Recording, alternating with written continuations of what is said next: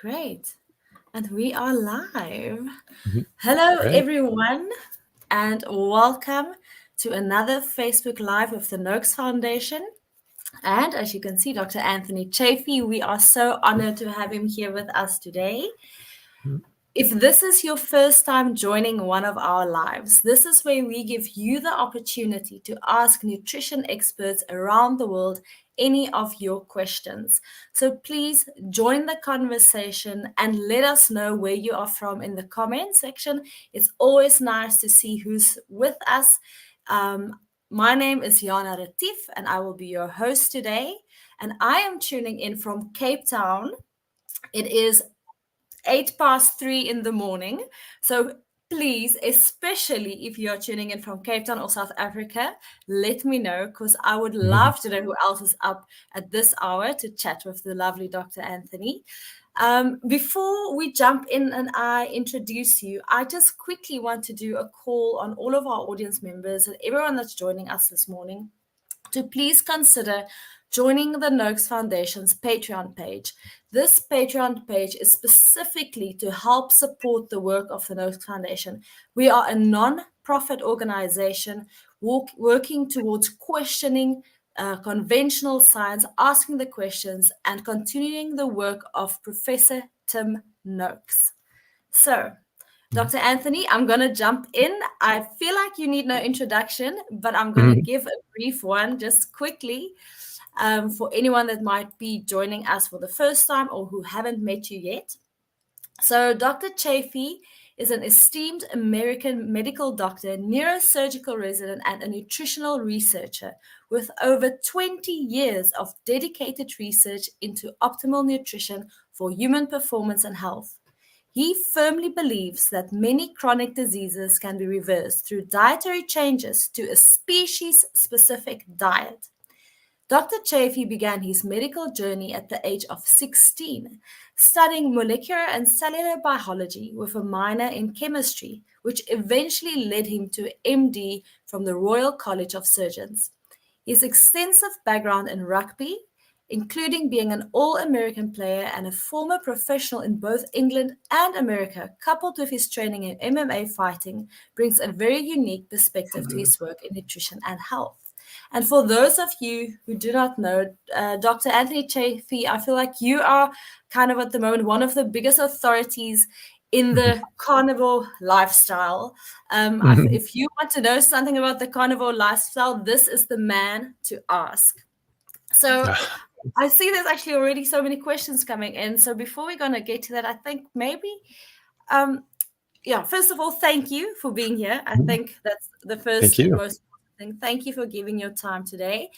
And maybe you can just start by briefly just giving us a little bit of a background in terms of how did you come to learn about the carnivore lifestyle and how did you yourself adapt to this? Well, I sort of came to this when I was in my early 20s, around 2021, because I was taking botany and biology in my undergraduate classes as a pre-med student, and ended up taking a class in cancer biology, and we just learned how toxic plants were. All living things have a defense, while animals can run away or fight back as their defense. Plants can't, and so they have to use other means. So they go about chemical warfare, and they create over about a million different defensive chemicals to stop animals and insects from eating them. And so you need to be adapted specifically to eating plants. You don't have to be adapted specifically to eat meat. It's just that you have to get through the defenses of the animal and actually kill the animal, which can be very difficult. I mean, no one's just walking up and just knocking a Cape buffalo or a rhino on the head, right? I mean, those are some of the major killers in Africa, because they don't want to be eaten, and so they're going to defend their lives with your life. They have no problem killing you, and plants are the same way. And so when I was taking cancer biology, our professor was going on about that, and specifically that these toxins in plants could be carcinogenic. And so we were looking at all the different carcinogens in plants, and he was saying that They were quite toxic. They had over 100 carcinogens in Brussels sprouts, over 100 in mushrooms, and dozens in all the other fruits and vegetables that we would eat on a regular basis. And we're given lists with the numbers of carcinogens that were in them, and we're very, very blown away by that.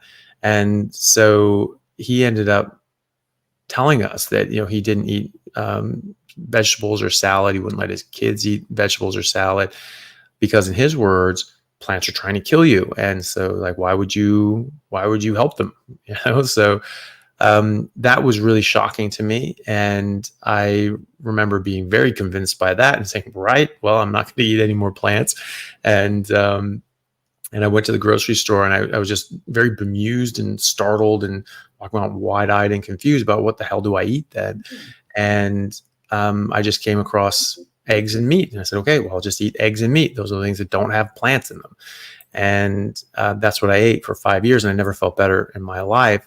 And then I sort of slipped off of that. I didn't realize how significant that was in my health and performance as an athlete. So I wasn't doing a carnivore diet because there wasn't anything called the carnivore diet at the time.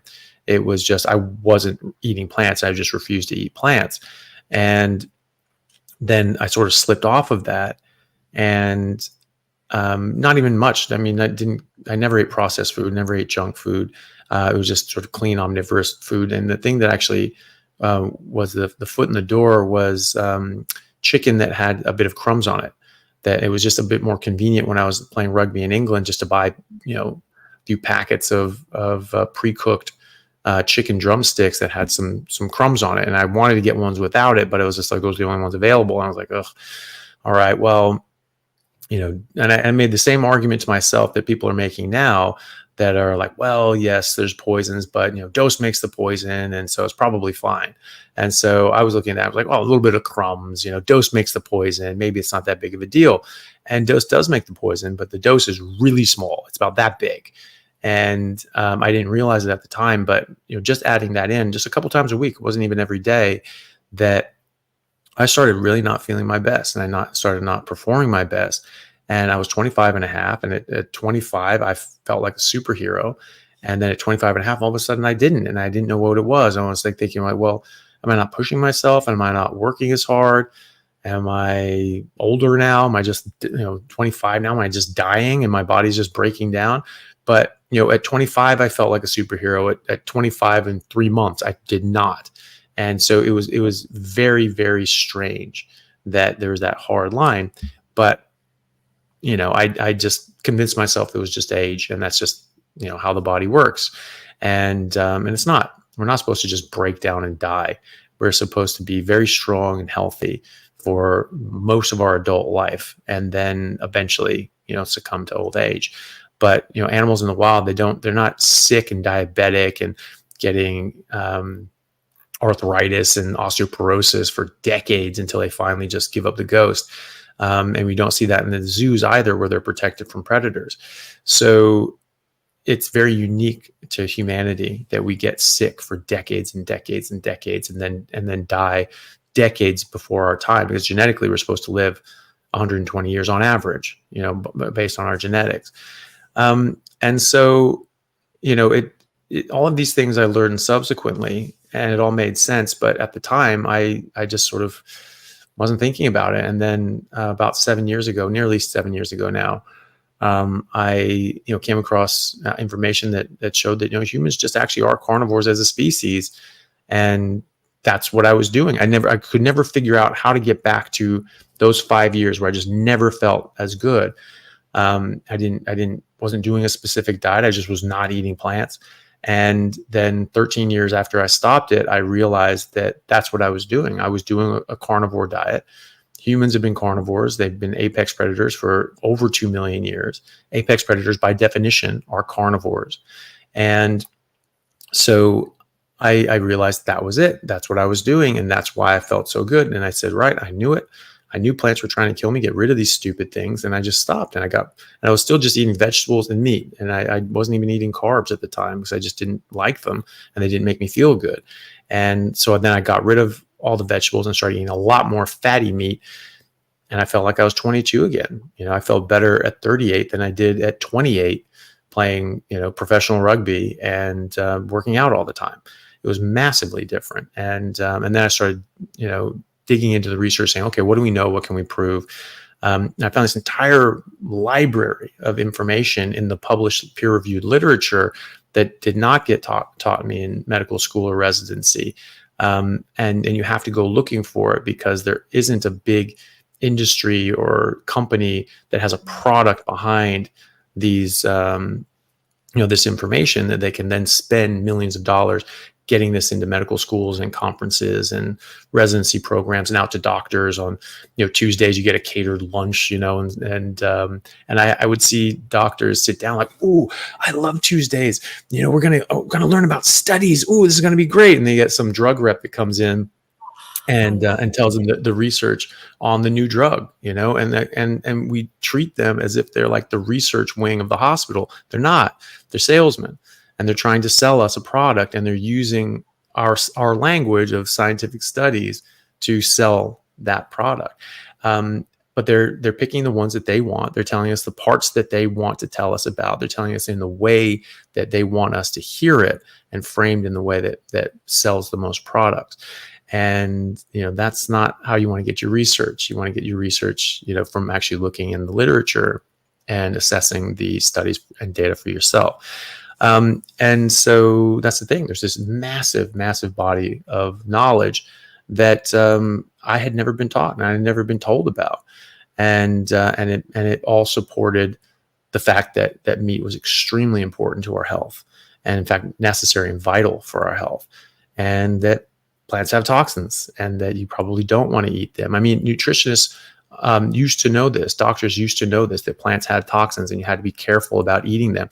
There's an unlimited amount of literature in the 1800s and early 1900s about plant toxins and how you have to be very careful when eating them. You have to ferment them. You have to cook them or soak them in certain chemicals like lye in order to break down certain compounds and chemicals that are toxic. 5 red kidney beans undercooked have been known to put people in the hospital, as per the WHO, who is no fan of the carnivore diet. And even Adele Davis, who's a very famous nutritionist who I grew up with, my parents had her books, and she was very, very ahead of her time in the early 1900s. And she talked about this, about the toxins in plants and how, we've known about oxalates, for instance, for hundreds of years. And she actually said in one of her books that you couldn't just eat spinach raw or cooked. You had to poach it in milk, because that would get the oxalates would bind to the calcium and inactivate them, so that then you could safely eat, or more safely eat, the spinach and not get hit with all the oxalates. And Liam Hemsworth, who's Chris Hemsworth's brother, the actors, put himself in the hospital with acute oxalate poisoning because he was listening to a vegetarian vegan nutritionist over in Sydney, who got them both on these vegan diets, and it destroyed their health. And Liam ended up in the hospital with massive kidney stones, calcium oxalate stones, and was very, very sick and had to get surgery.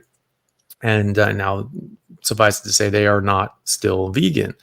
But we knew about this 100 years ago. We knew about this, and that was in nutrition textbooks from Adele Davis saying, don't eat spinach. You have to poach it in milk to detoxify the oxalates. So we knew about all this stuff. We've known about this for a long time. We just papered over it and we've forgotten it. But the information is all there. And so now, just that was, just understanding those sorts of fundamental principles sort of led me down this path, and investigating further, and now trying to publish case series and case reports, and getting new experimental trials going to show exactly what this can do.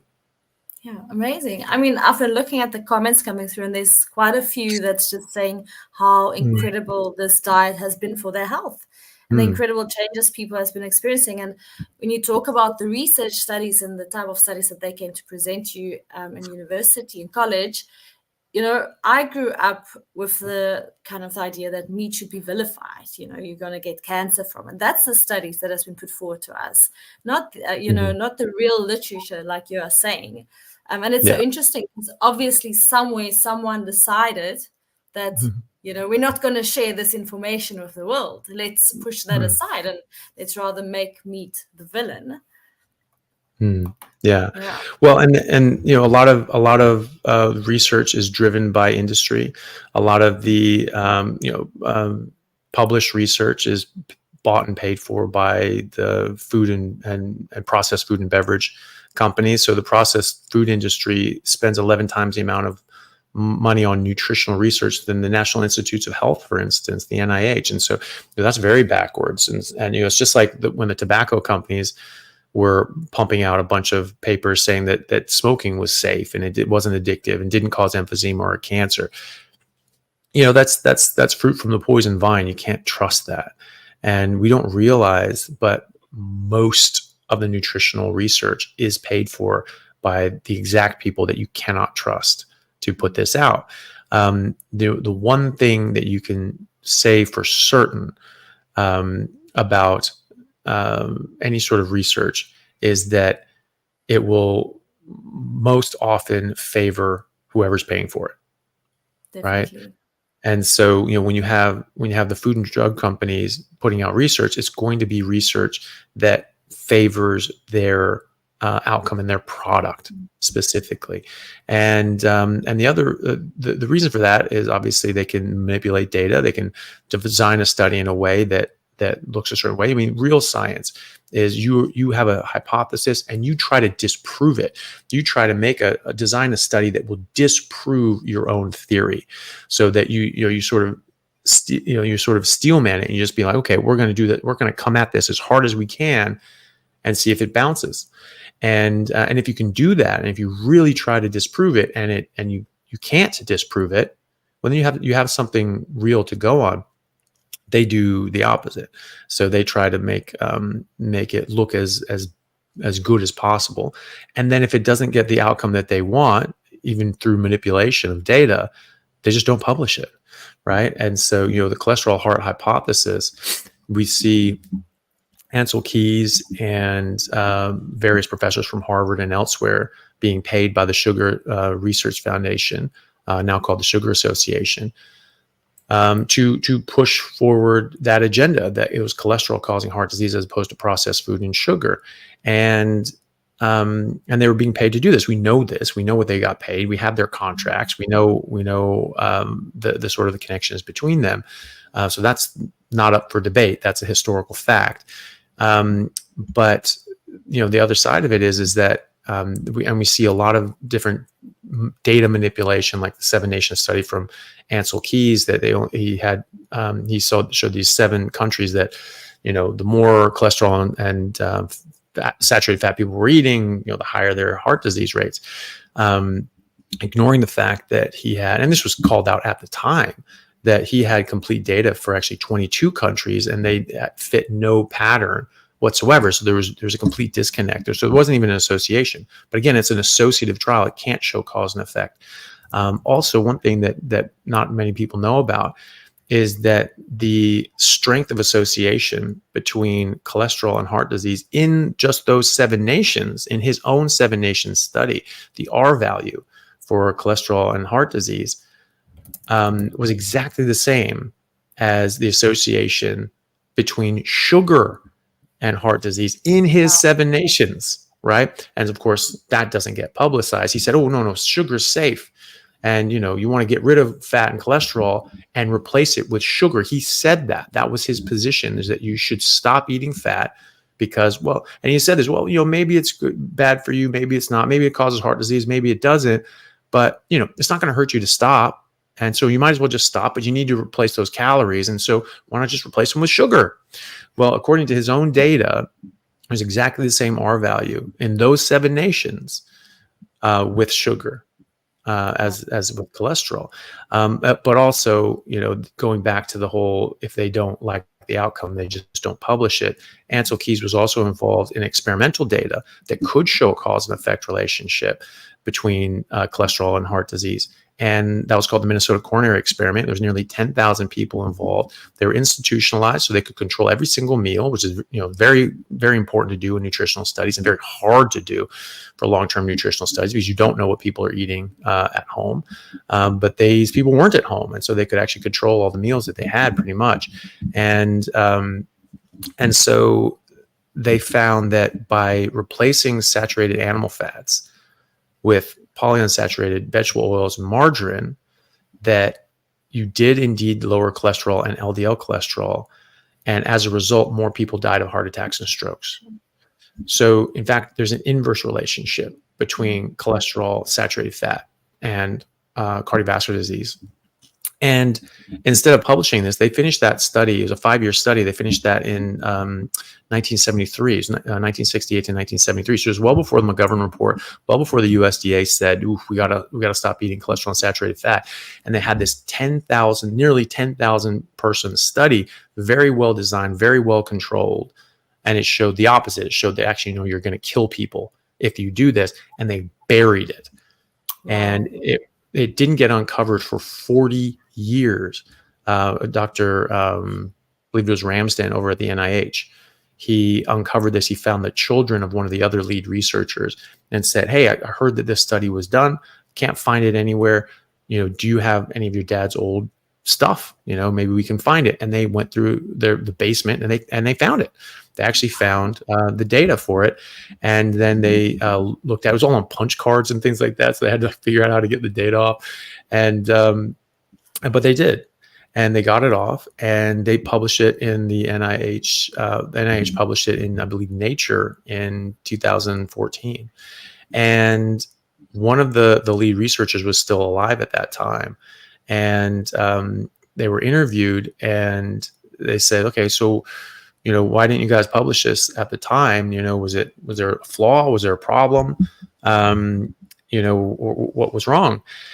And the guy had this moment of honesty and just said, no, it was actually a really good study. There's nothing wrong with it. It's just, we were just really disappointed with the outcome. So we just didn't publish it. And I was like, wow. And that just tells you everything you need to know about peer-reviewed literature. Is it's not something to hang your hat on. Like, you have to be very careful with it.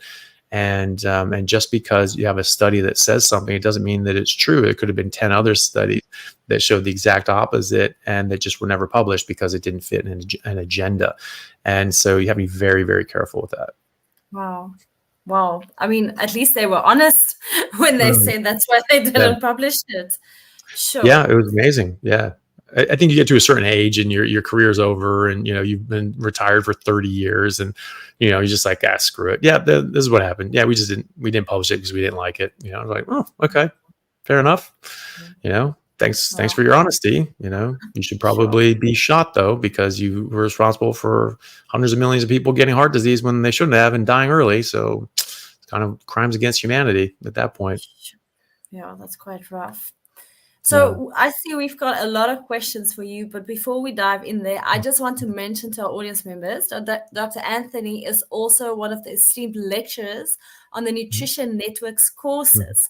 So if anyone wants to go have a look at that, have a look at their Facebook page, their website, their online e-learning company, internationally CPD accredited, and they offer online trainings in the low-carb, ketogenic, carnivore lifestyle. So have a look at that. And then also, Dr. Anthony Chaffee, you are one of the Noakes Foundation's valued ambassadors. You help promote the work that we do and the work of Professor Tim Noakes. So thank you so much for that.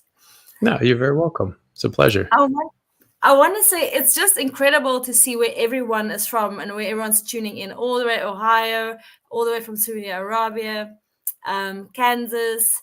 The only South African I've noticed so far is my husband in the room next door, who also said hi. So if there's any South Africans out there, please let us know. It would be lovely to hear who else is up at this time of the morning. So thank you so much, everyone, for tuning in. So I think we're going to start off with the questions, Doctor. So the first question, I'm just going to pop it up here for us on the screen, is from Grady and say, "Hello, Dr. Anthony. I'm from Holland and I have a question. I follow the carnivore diet for 2 months now, and I use liver caps, but I think this give me heartburn. Is this possible? Possibly. I mean, there could be something in the liver capsules that is not agreeing with you. Well, when you're first starting out on a carnivore diet, most people are nutritionally sort of deficient or a bit suboptimal anyway, unless they've been sort of heavily supplementing or something like that. And so having a bit of liver is nature's multivitamin, so it's a very, very good set of nutrients and very bioavailable. And so that's a great idea, but it's typically better to get it from eating liver, because it's a hell of a lot cheaper, and you're not taking a bunch of pills. You get like a bottle of liver supplements, and it's about that big, and it costs $50, and it has that much liver in it. That costs that amount of liver costs you $5. So it's much cheaper. It tastes better, and if it's something that's giving you heartburn, probably would have something to do with the capsules. A lot of the capsules, they don't do gelatin anymore. They want it to be vegan friendly, so they don't use animal products. They're using some sort of plant products, cellulose sort of things to make that, and that can be potentially something that's causing a bit of a problem. But if you're getting reaction to that, I would just sort of hop away from it. And that was what someone else said, is like, is pate, liver pate. Excellent. Yeah, it's a great idea. You probably want to make it yourself, because the pate that people have or get in the stores generally have a whole bunch of stuff added to it that you don't want. But a really good recipe for pate that I've had is just you boil up a bunch of liver, you put it into a Cuisinart, and you put an equal amount of grass-fed butter in it and a bunch of chopped up crisped up bacon, and then you blend it up in a Cuisinart. It's amazing. It's the best pate you'll ever have. Bit of salt if you want it, and it's fantastic. So, and that's a very, very good way and very tasty way of getting liver as well. Amazing. The next question we have here is also about organ meats, and it's from Oswald. How important are organ meats, and what are some clever ways of including them in your diet? Well, pate is a clever way of doing that. You can also grind it up in ground beef. You can get your butcher to grind up, liver and other organs in with the ground beef. It doesn't have to be much, like sort of like 10% organs, and then it doesn't have, doesn't overwhelm the flavor. And it'd be very, very, very good for you. It's very nutrient dense. It's not vital that most people don't need to really eat organs. Some people that are really nutritionally deficient, especially when they start, most people are, would benefit from that. It's very nutrient dense, and so it'll catch you up earlier and quicker. Some people will have malabsorption issues, and they'll need to have more bioavailable and concentrated nutrients like you'd find in organs. And so, if you check your blood results and you're just eating skeletal muscle meat and fat, and you find that you're maybe just below the optimal range, and that's a bit difficult too, because the reference ranges from the lab are all wrong. They're all averages for their community. The first 2,000 people that come in, when they're renorming the averages, that becomes the reference range. And so they're not looking at healthy people. They're just looking at the average person. The average person is overweight and sick and malnourished. And so that's not who you want to compare yourself against. So, we treat it as an optimal range. So, it's in that range. That means it's good. So we're assuming that's an optimal range, but it's not even advertised as an optimal range. It is expressly advertised as an average range. And so you can't trust that. So you really want to be on the high end of normal, if not above the normal reference range for most nutrients, vitamins, and minerals, and even many hormones, because testosterone levels are going to hell, and infertility is at an all-time high, things like that. And so now we're looking at the average testosterone rate. Oh, look, you're in the average. I'm like, yeah, average for a sick population, but. If you're in that category and you're starting out, I think organs are a very good idea, but you don't have to do it. I see all my patients that go on a carnivore diet without organs, their nutrients just all start coming up, because meat is extremely nutrient dense. It's the most nutrient dense food in the world. And so it's going to come up.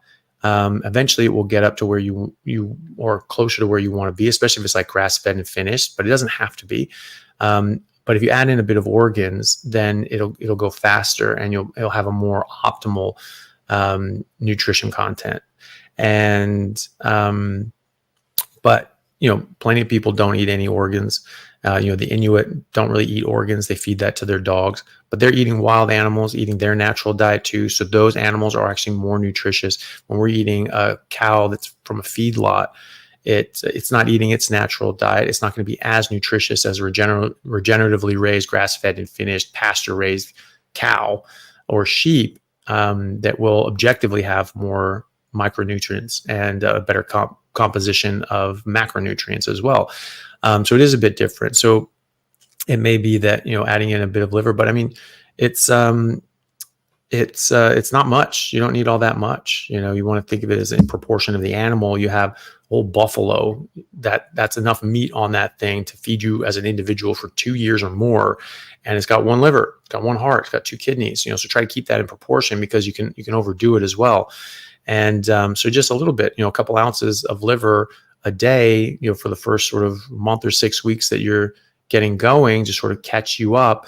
And then you can see what your blood levels are doing, and maybe go back to 2-3 days a week or something like that if you're not able to maintain optimal levels with just muscle meat. I've not eaten too many organs in my life, and I've checked my blood results after years of being on a carnivore diet, just eating steaks, really just ribeye steaks, and I was in optimal ranges for everything, or on the lower cusp of optimal.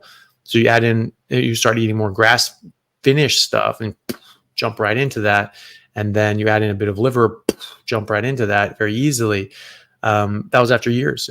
So I don't know what it was a month after, 6 months after. I see my patients, it is a gradual climb, but organs will jump that up faster. But some people have MTHFR gene mutation. 44% of women are MTHFR positive, and that can mean that you need more B12 and folate.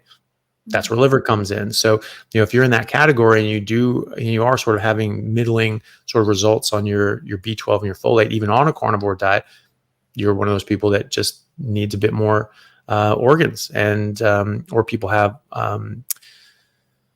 absorption issues. They can have pernicious anemia, these sorts of things. And so, you just check. And so if you're in that category where you're eating a very clean carnivore diet, and for some reason, you're just not getting the nutrient levels that you need, then you should add organs at that point and get enough so that you're at those optimal levels, but not too high.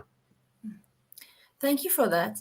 The next question is quite interesting, because I've also heard some talk about this. So Thomas asking, does anyone know if eating over 50 grams of protein in a sitting is converted to glucose? So I've also heard, I also say the rumor, that if you eat too much protein in one sitting, it might turn into glucose. So what's your thoughts on that? Tell us. Yeah, it's not necessarily in one sitting. It's more to do with, is it surplus your body's demand of protein? We need a certain amount of protein in the day, and quite often it's, an animal gets a kill and they eat once a day, maybe even once a week when we look at lions, and so if is a lion who takes down, a gazelle or buffalo or something like that once a week as a pride, and they gorge themselves and they eat, several pounds of meat in one go, is all those, hundreds of grams, or maybe even over 1,000 grams of protein. Is that just either you're just going to get 50 of those and then that's it? It's all going to turn to glucose? Probably not, because that wouldn't really work very well. They have a much higher protein demand. That's been sort of disproven that, and another one comes in absorption. They say that you can't absorb past a certain amount. And that doesn't make sense either, because you have animals that don't eat for a week or more, and they have a big meal, and so they need to be able to absorb all that. And we're in that category. I mean, you had Genghis Khan and the Mongol horde. I mean, they were going around not eating for days at a time, and then they eat 10 pounds of horse meat in a go. And so if they're only getting 40 grams of protein once a week, I mean, it just doesn't work. It's not compatible with life. And certainly not warfare. And so the studies looking, and again, this is just the sort of quality of studies, but these things get repeated and repeated and repeated. And people think that they're actually based on something credible, and oftentimes they aren't. So the idea that we couldn't absorb more than 25, 30 grams of protein came from studies on whey protein, and specifically looking at that. And so, but your body metabolizes these things differently. It can go through your body too quickly because it's already sort of broken down. Like, oh, this will be easy to absorb. Well, actually, no, it just goes too quickly. Whereas if you have a bolus of chewed up food where it's digesting and breaking down, and then bits of amino acids and proteins are sort of coming off and liquefying and then they have time to be absorbed. It's like a time release capsule. Whereas with the whey proteins, all there right at once, and you absorb some of it and the rest of it's gone. Right. Mm-hmm. So it's there was a study that came out this year that found much better anabolic effects, muscle growth effects from having 100 grams of protein than after a workout or whatever, rather than 25. So specifically say, okay, we're going to give these people 100 grams and we're going to give these people, the 25 grams, and the 100 grams had a much, much better, greater effect. So we absolutely do absorb protein, and a lot of protein, a lot more than we've thought in the past, or we've been told in the past. So past a certain point, your body won't be able to use that protein, and you can convert it into glucose and then into fat because you're storing that energy, because it's surplus to demand.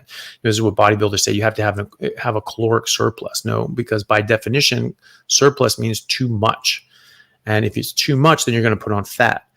And so that's not putting on muscle, that's putting on fat. And so if it's you want enough, you want the right amount. If you have a surplus, well, maybe that means that you're at least getting enough, but you're actually getting too much. You're getting surplus to demand, and it's turning into fat. It won't turn into more muscle.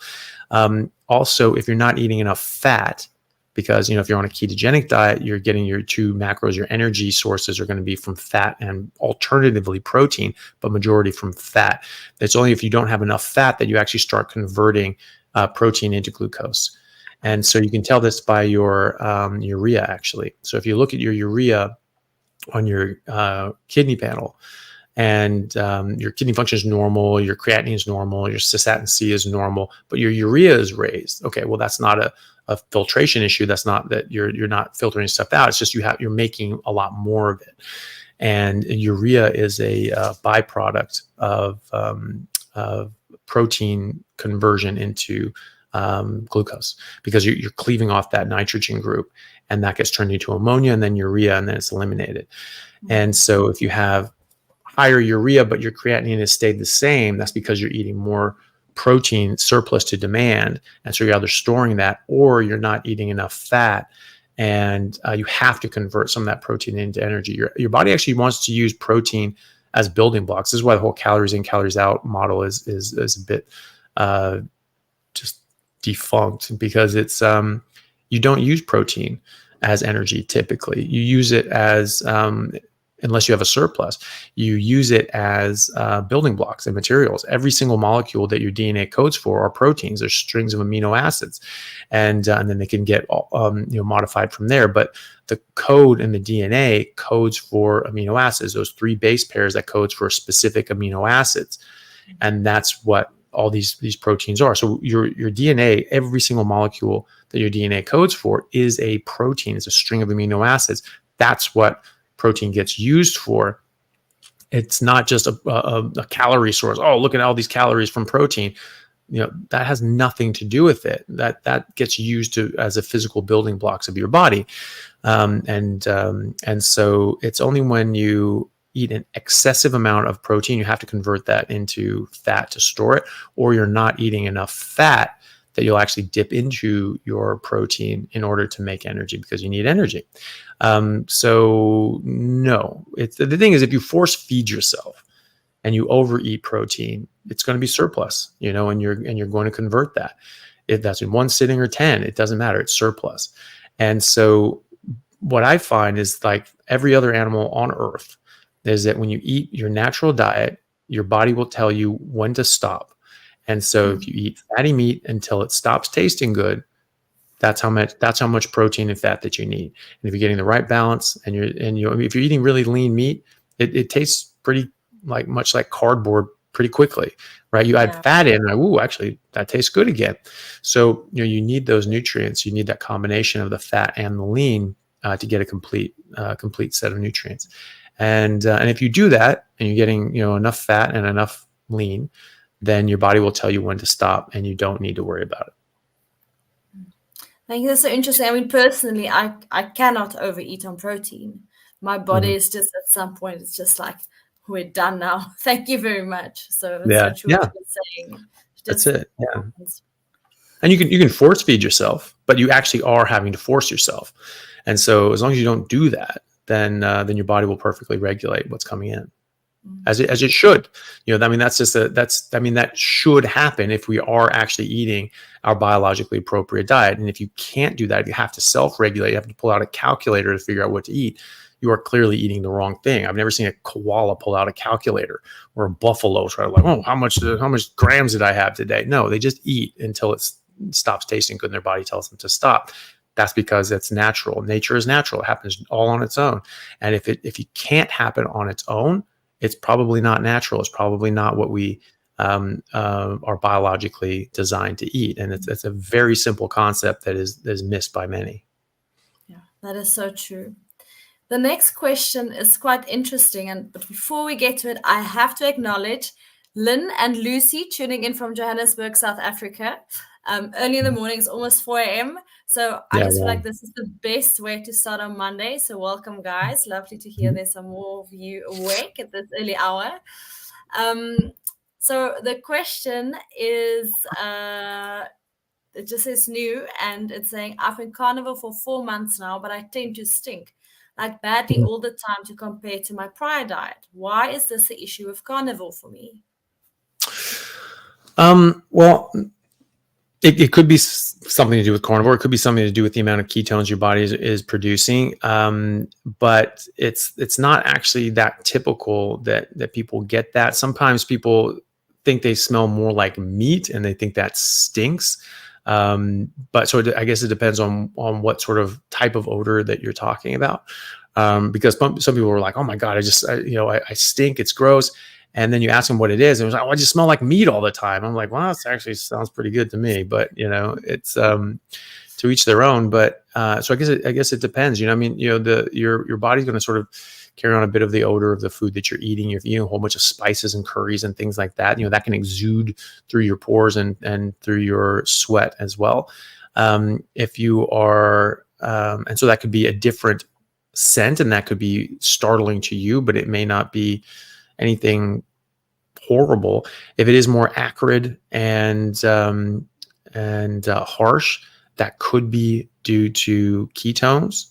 If your ketones are very elevated, it's not going to be dangerous, but unless you're a type 1 diabetic, and don't make any insulin, don't have enough insulin.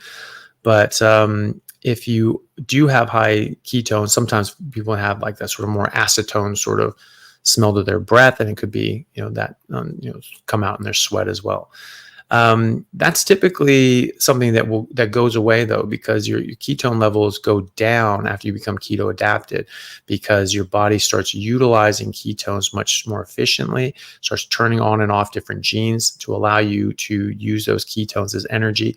And so your blood ketone level comes way down, and to the point that I think the people in long-term ketosis, they're like, well, they're not even in ketosis anymore because their ketones are below 0.5. Mine are 0.4. And but what ketosis is, it's not super elevated ketones. It's the ability to run off your fat stores. That's what ketosis is. And so that's what I'm doing, because I'm not taking in any carbohydrates anyway. So I have to be running off my fat. So that could be the case as well, is that it could be something to do with ketones. 4 months usually people are fairly keto adapted at that point. So I would wonder, if that's something that smell has started to calm down, that could be it. And as you're getting more and more adapted, it could be that, or it could be something else completely unrelated to the diet. Or like I said, you just smell more meaty, and that's not something that you enjoy, and that's fine. But if it's it may not be all that appalling to other people. Thank you. That's so interesting. I saw here someone in the comments said that if you struggle with smell, you don't like the smell, I think they said of butter, you can use vanilla essence as perfume or as cologne to try and mask the scent, which I think is quite a good suggestion. Showers help too, so. Good point. Good point. So we actually had a few questions from the previous live we did, and I thought let's ask a few of them if that's all right with you. So I'll just read them off. We kept them on a databasis because I see we're almost getting to the end of our live.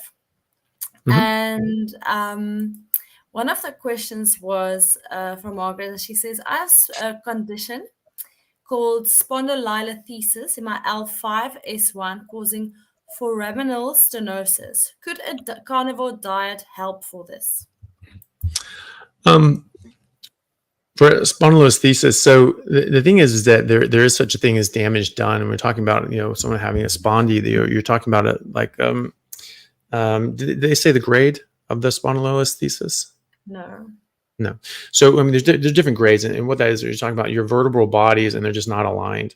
And so certain amounts, for a small amount is grade 1, over 50% is going to be grade 2, and then like grade 3 is just like they're almost hanging off each other, and that can cause narrowing of the canal and things like that. That's a degenerative process to the discs and the facet joints, and there's often associated with a fracture. You can have a fracture on one of those bones, sort of holding those together, and so they can sort of slip off of each other on one of the little sort of parts of the bones on the vertebrae, but doesn't have to, but often there is.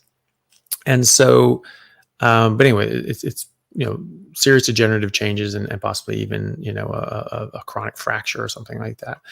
And the degenerative changes that happen could very well have been prevented with a carnivore diet or even a ketogenic diet in general. There was a study I found recently. I spoke to Dr. Gary Fettke, who's an orthopedic surgeon that does low carb diets, and was able to get people not needing to get joint replacements and things like that by putting them on high fat meat based ketogenic diets like a carnivore diet. And he was telling me that there was research showing that when they took biopsies of arthritic knees and shoulders, they actually found that they had a lot of heavy glycation damage. So like the advanced glycation end products, AGE. So when you have hyperglycemia, this damages parts of the body. Those glucose molecules physically fuse to other molecules and damage them.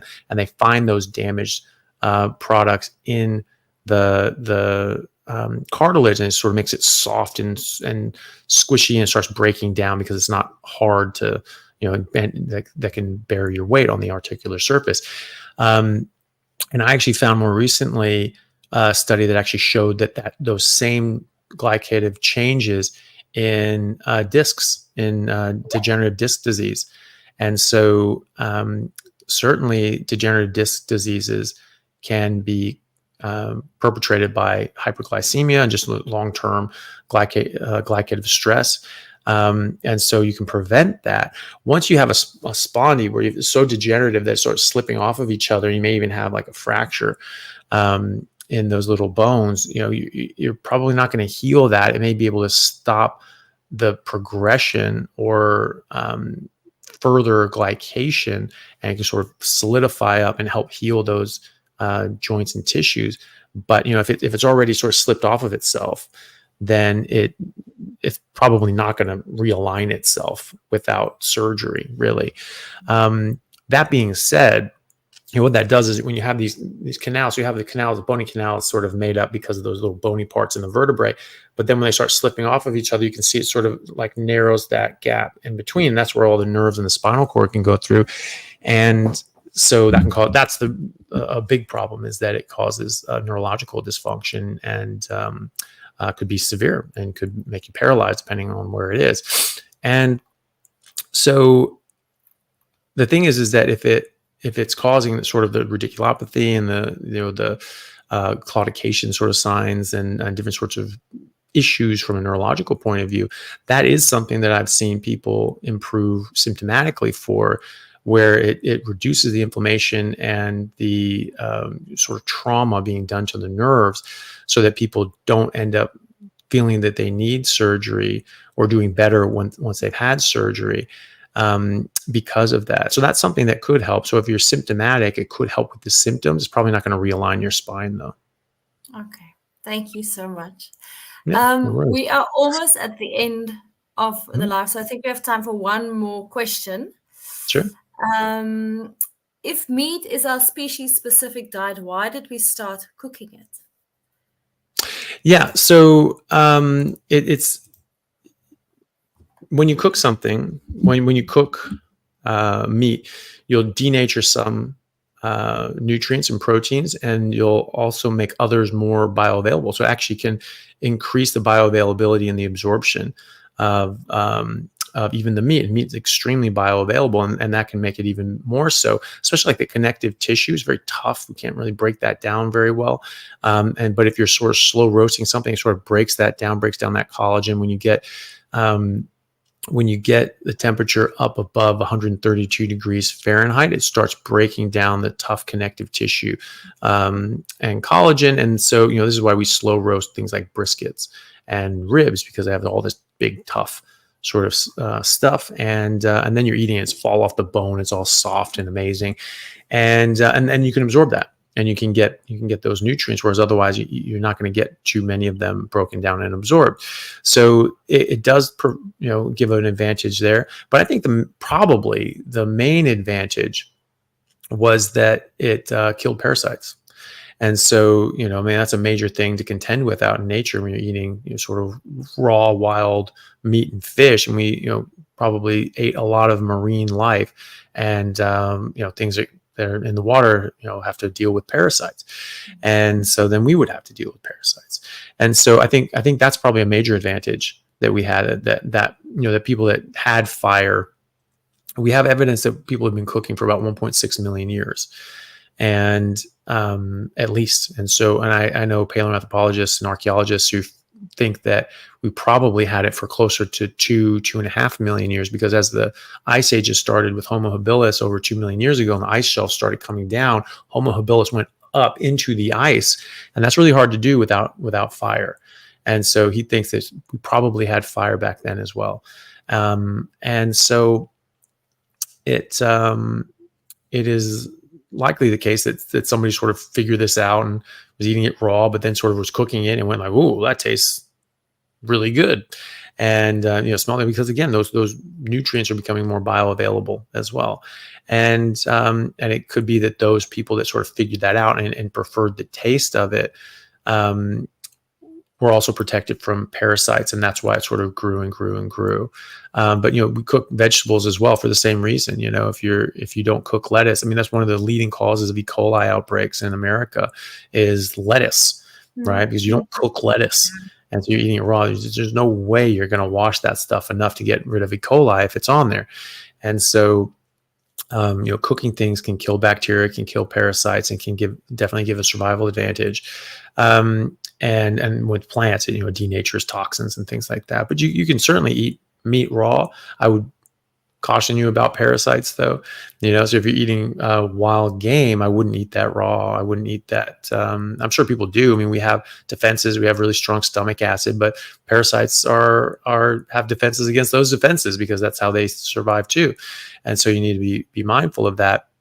But if our immune system is better and we're eating what we're supposed to eat, we'll probably be better able to contend with these parasites. But it's better to cook the stuff. But if you're eating beef and lamb in a developed nation that has protocols and testing to look for parasites and things like that, then you're probably pretty safe. And we have sashimi, we have steak tartare, we have steak carpaccio. And every culture has a raw meat dish. In Norway, the Vikings would eat rotfisk, which was just rotten fish, and they sort of let it sort of rot slightly. It was raw, and that would preserve it. And they did the same thing with like mutton, and that's what they would stack in these barrels, and then they go. I mean, Leif Erikson made it to North America, just eating sort of raw slightly rotten meat. And then there's other populations that actually eat rotten meat, such as the Native Alaskans and the Inuit. They take like fish heads and they'll just put them in jars and bury them for 6 months and come out and they're just putrid. And Sure. apparently it just smells horrendous, but some people really like them. I saw a special where the husband and wife were talking about it, and the husband hated them. But the wife just loved them. Oh my God, they're just so good. They're so good. And they've been married for like 50 years. This cute old couple. And he was just like, oh, it's just awful. And like, he's like, I have to dig around, I have to find them, and I'll find these jars and I'll break them and throw them away. But every once or twice a year, like one of them will get through and she'll get it and she'll just eat this whole, jar of fish heads. And she said, I have to kick her out. She has to go live with her sister for 5 days because like she just stinks for 5 days. I can't have her in the house, you know? And there are people eating, high meat and things like that are intentionally rotten and putrid. You're probably not going to catch me doing that, but it's something that people have done actually traditionally as well. So people absolutely eat raw meat. They've been eating raw meat for a long time. The Inuit eat a lot of raw meat as well. They can boil it and cook it and stuff like that too, but it's not necessarily the case that they always eat cooked meat. But I think that's probably the main benefit was you get a bit more nutrients out of it. You get a bit less of other things like taurine and glutamine get cooked out, but you do kill the parasites. And so I think that's probably the main reason we stuck to that. Thank you so much. And thank you for that, that interesting question. I don't think I'll eat those fish heads. No, thank you. I'll give it a skip. Yeah. So, Dr. Anthony Chaffee, we've come to the end of our live, and I don't want to take up too much of your time, but I just quickly want to give you the opportunity to just tell the audience, what you're busy with, where they can reach you, what you're up to. Take it away. Yeah. Oh, thank you very much. So, and thank you for having me. It's great to see you again. Well, at the moment, I'm just sort of working in, my practice, and I'm doing conferences most every month. And so I'll be at the Melbourne conference for the Low-Carb Down Under conference this coming weekend, actually. So that's Thursday through Saturday. And that's always good. That's always a great conference. That was my first sort of conference where I did the Plants Are Trying to Kill You talk. That's what sort of got me on the map. That was these guys. So they always have great talks and things like that. So if anyone's in the Melbourne area, please do check that out. If there are still tickets available, I'm not actually sure there are, but you can check. Actually what I am doing, something that's interesting, something that would be interesting to get out to people, is that I'm putting together different case series for people that have had pretty amazing recoveries from carnivore diet. So I'm putting together trying to get some interesting cases from my patient profiles, people that are willing to, be used in these case series. But also other people are welcome. We're putting together one on psoriasis now. It's very visual. So you have someone who has, all these rashes all over their body, and then they go carnivore, all of a sudden now they don't, and they're off all their medication. That's a very impactful visual sort of look. And so we're trying to gather patients that would be willing to, or people that would be willing to be, anonymized and part of that case series. So we can publish, say, hey, look, these are people that are reversing psoriasis with a carnivore diet. Also putting together other autoimmune issues such as multiple sclerosis. Trying to get a case series out on that, because that's dramatic. Getting people coming out of wheelchairs and all of a sudden, not having to be on medications and getting their life back. I mean, people die from multiple sclerosis. It's a very serious disease, and they're going on a carnivore diet, generally a lion diet, and they're getting better. And they're coming off medications, and objectively on their MRIs are improving. And that I've spoken to neuroradiologists, and they're like, yeah, that really doesn't happen. That's just not something you see. I mean, people's symptoms come in, sort of ebb and flow, but you really don't see the lesions go away. They usually are persistent. And so, but these are getting better. So that's amazing. So if someone has some story like that, and they have, their imaging and things like that, and they'd be willing to submit that for a study, that'd be great too. And another one we're looking at the moment is congestive heart failure, CHF. That's amazing. There are people that are circling the drain, approaching the need for a heart transplant. You're getting around, under 15% ejection fraction. And then in a few months, they have completely normal ejection fraction and cardiac output. It's absolutely astounding. And they come off all their medications. It's amazing. In fact, I spoke to the guy who's putting on Low Carb Down Under, Dr. Rod Taylor, who's an anesthesiologist over in Melbourne, and very nice guy if anyone's ever meets him. But I sort of asked him, I said, hey, I kind of want to put a study together and like a randomized controlled trial and actually, test this, with cystic or congestive heart failure people. And do you know any cardiologists that are in the low carb space that would be interested in doing something like this? And he said, actually, that there's someone wants to do that study right now, and they're going to be presenting at Low Carb Down Under this weekend. So I'm going to have a meeting with them and see what we can do. So those are the things that we're trying to put together. But right now, if people are listening and they have an amazing sort of recovery with autoimmunity or heart disease or congestive heart failure, psoriasis, MS, or anything else you think is significant, osteoporosis, that's another one. No one accepts the fact that you can reverse osteoporosis. It's not in the medical literature. It's like you can put on bone density up to 25 and that's it. And it's just entropy from there. Everything's just going down and you're just turning into dust. So, but I've had patients reverse osteoporosis with a Lion diet and resistance exercises. So if people have reversed osteoporosis and you have the DEXA scans before and after to show that, please do let me know. That'd be great to get these up on the published literature. If you do and you want to be part of that, email me at anthonychaffee@gmail.com. So it's just spelled like it is up on the screen, ANTHONYCHAFF as in Frank, EE as in Edward @gmail.com. And just, put that in the title, psoriasis study, something like that, and it'd be great to have everybody involved. And thank you. Wow, that's amazing. So Jane Bullen, the COO of the Noakes Foundation, MD of Nutrition Network, she will also be at Low Carb Down Under. Oh, good. So so I must say, like anyone else that's going there, go say hi. She'll be talking about the work of the Nutrition Network, the Noakes Foundation, and Eat Better South Africa. So Lovely. I hope you enjoy that.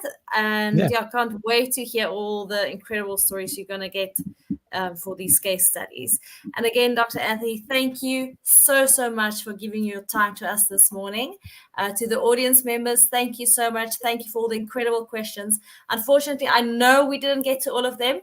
We will park them, we'll save them, and we will invite Dr. Anthony back here to come and answer more of your questions. I hope everyone will have a lovely, lovely day. And again, thank you so much, Doctor. Thank you very much for having me. It was a pleasure. Thank you so much. Bye, everyone.